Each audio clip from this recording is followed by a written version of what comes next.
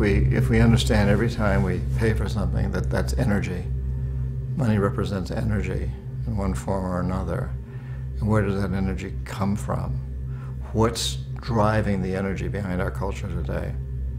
And unfortunately, the answer right now is war and paper and greed, extreme materialism. And to really understand each time we pay that out that that's what we're supporting, and to have that consciousness.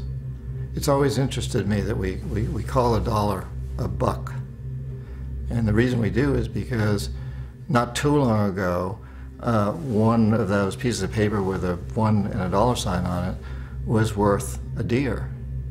So if I went out in the woods of New Hampshire and shot a deer, I could take that to a butcher and he'd give me a buck for my buck.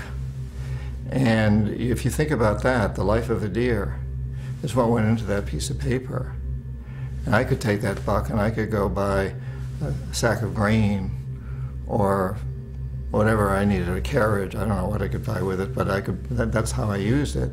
But I would be very aware that I had to kill an animal, a beautiful animal, in order to get that buck. And I think it made me, back in those days, much more conscious of what money was worth or wasn't worth.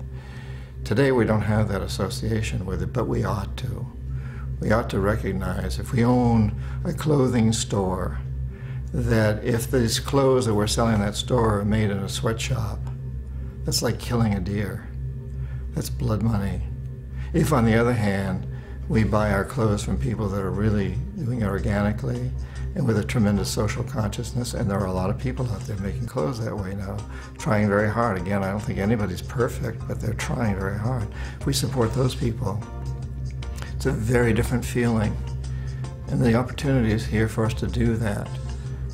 Regardless of what our business or occupation is, we can always make those choices. You know, it doesn't matter what you do or how you do it, but there's always a lot of choices, and if we keep moving in that direction of buying things when we need to buy them and only when we need to buy them, that are created with a social and environmental consciousness, then we'll be headed in the right direction. We'll be saving the bucks of the world. Whoa! Holy cow! Shit!